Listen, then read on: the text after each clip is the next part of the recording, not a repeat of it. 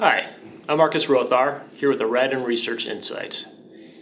When we look at the small business market today, there's a real sense that we've turned a corner and many small businesses are becoming more optimistic with the economic outlook. But at the same time, it is a bit of a tempered optimism, and there still are a number of businesses that are being very cautious in regards to their anticipation of future growth.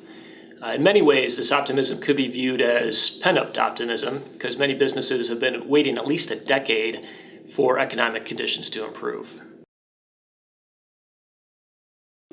There is evidence that many small businesses continue to contend with financial challenges and access to credit. In fact, the Federal Reserve released a report last year stating that 61% of small businesses face some sort of financial challenge in the last year. So this could include things such as meeting payroll, difficulties paying off debt, or problems purchasing inventory or supplies that they may need to fulfill contracts. And of this group that faced these challenges, 3/4 had to dip into personal funds to make up that shortfall. Raddon Research Insights supports these findings and do show that small businesses, or at least a segment of small businesses, are facing financial challenges and have difficulty accessing credit.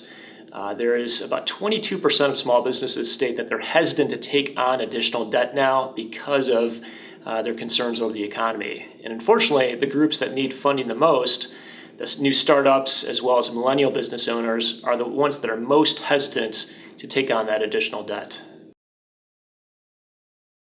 The shift in optimism has created a great deal of opportunity for financial institutions looking to serve the small business market. But with that increase in opportunity comes an increase in competition. And competition today not only includes traditional financial institutions, traditional banks and credit unions, but a whole host of other fintech providers as well.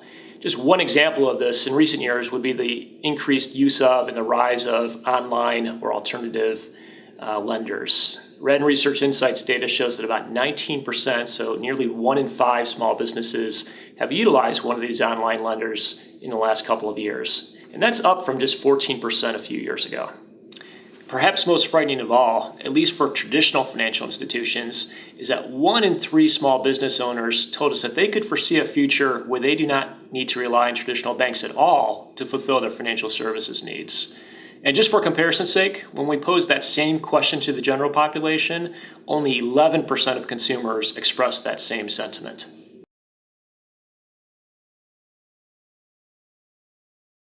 This research suggests that financial institutions will need to find a way to compete on more than just price alone.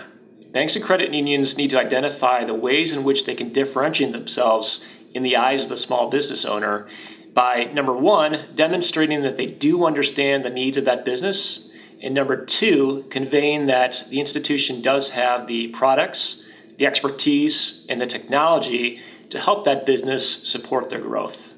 I'm Marcus Rothar, and this was a Raddon Research Insight. For more insights like this, visit us at raddon.com. Thank you.